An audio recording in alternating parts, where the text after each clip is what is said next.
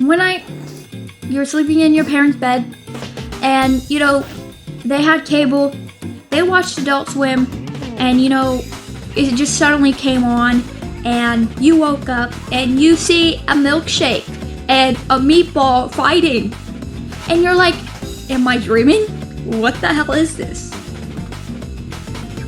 You weren't dreaming. That was Aqua Teen Hunger Force that you were watching. And boy, was it an interesting show. But is it my favorite show? Is it still my favorite show to this day?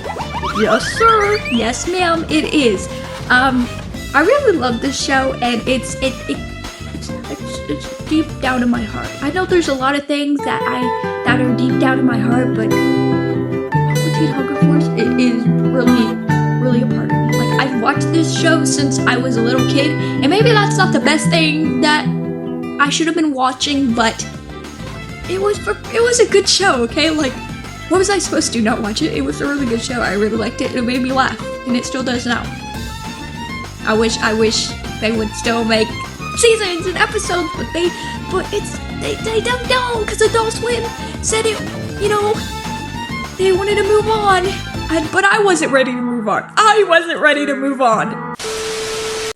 Aqua Teen Hunger Force is like a show about basically a drink, french fries, and a meatball. Like, literally, that's what it is. The show is like a consistence of like no storyline, no really, like, it was all on its own, I don't, like, you know what I mean? It didn't really have, like I said, it didn't really have a storyline. It wasn't consistent, and, if someone died, they would just reset next episode. Like, it had random things going on each episode, each season. Like, it didn't really have, like, character development, none of that. Like, it was just out of pure, like, it's just, I don't know how to explain it. Aqua Teen Hunger Force aired December of 2000s, making it, like, the first show to ever air on. I'm pretty sure that's right. The first show to air on, I'm pretty sure, yeah. And it was very iconic. I mean, a lot of people watched it. A lot of people enjoyed it. Most people didn't really enjoy it because, like I said, there was no character development or anything, so most people found it boring or stupid, which really hurts me.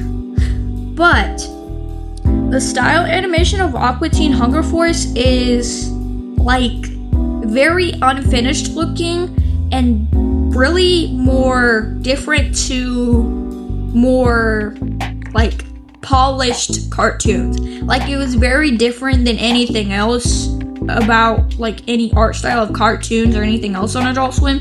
It was very creative. It was very unique, I'll say that.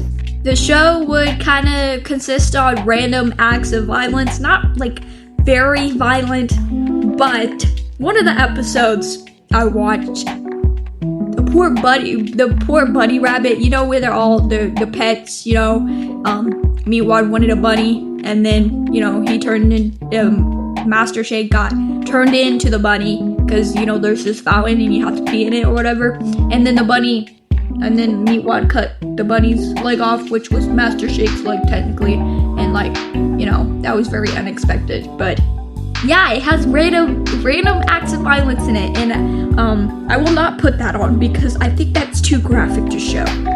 The reason why it seems so unfinished and kind of really unique, it was because they wanted to work faster and it was cheap to make, and even though it was cheap to make and they didn't really, like, it was a great show, okay? And it was also done for a stylistic choice. It was kind of like what they wanted.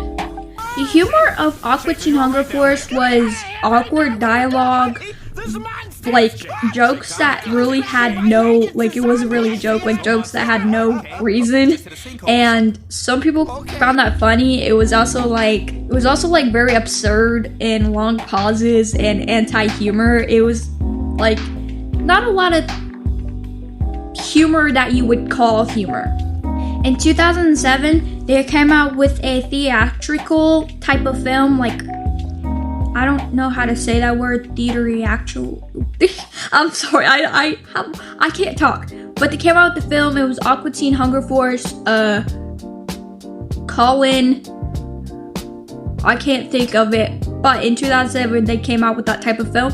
And around the time, they had a big thing going on where Aqua Teen Hunger Force, I think they hired someone to put around the LED lights of, I'm pretty sure the Moon Knights, I'm pretty sure it was them. Yeah, around like cities, and like it made people freak out, and like I think they got sued over it. I'm not really sure, but around that time, like it was very controversial around that time, and like it was kind of crazy that they got sued over it because it was just LED lights, but they had a whole bomb squad, I think, come over there. If I'm not, don't quote me on that, but like I think it was a pretty big thing back in 2007, and it was kind of funny.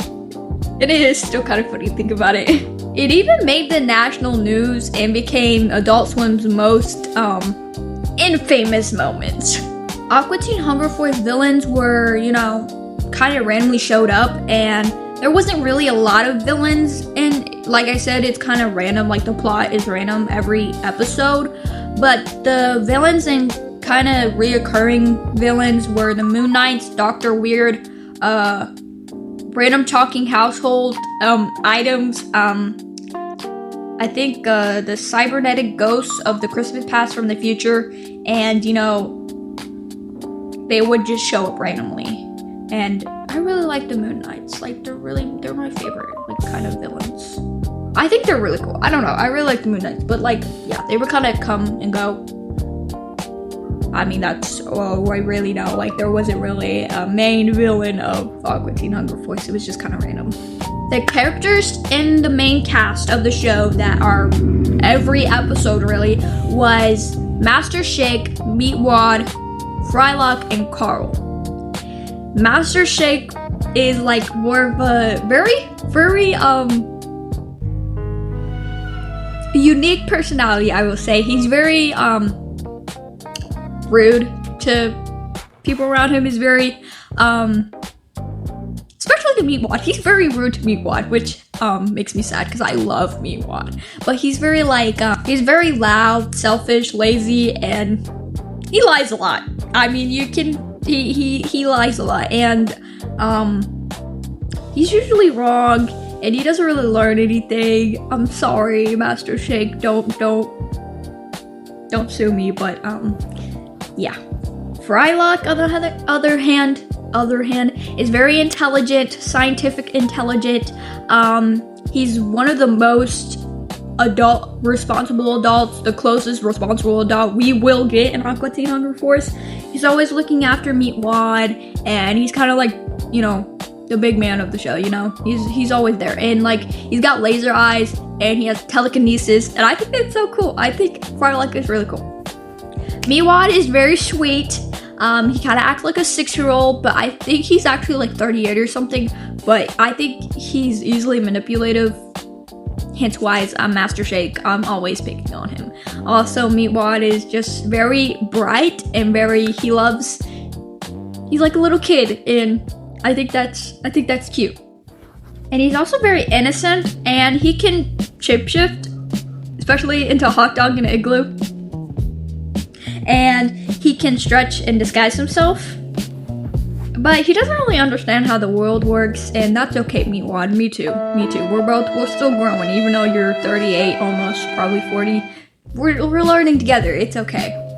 Carl is the only human that we really see every episode. He's very lonely. He's kind of rude and kind of crude. Isn't it clear that I'm gonna just completely f your ass up if you don't take 3 steps back? And like, he's just chilling, doing his own thing.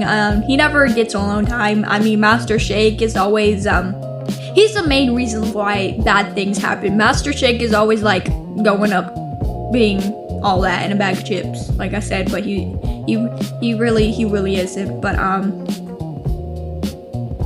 yeah, I feel bad for Carl. He's always suffering of nonsense of Meatwad, Frylock, and Shake. He never get his alone time. He's always getting thrown into something. I mean, what the fuck? Can I live? Can I live? Can I fucking live? Why y'all wanna fuck with me? Why? Why y'all so mad at me? What have I done to anybody but to get money? But it's whatever. And I think Aqua Teen Hunger Force still matters today.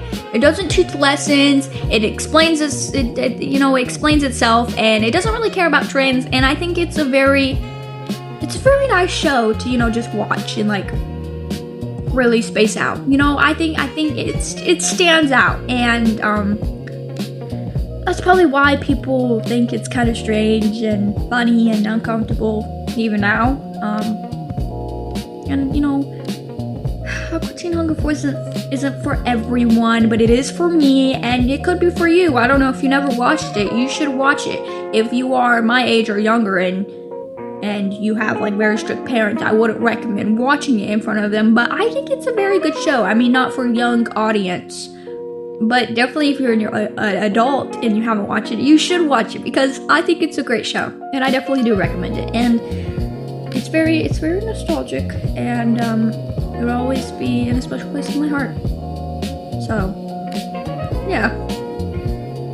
But if you get it, you really get it, okay?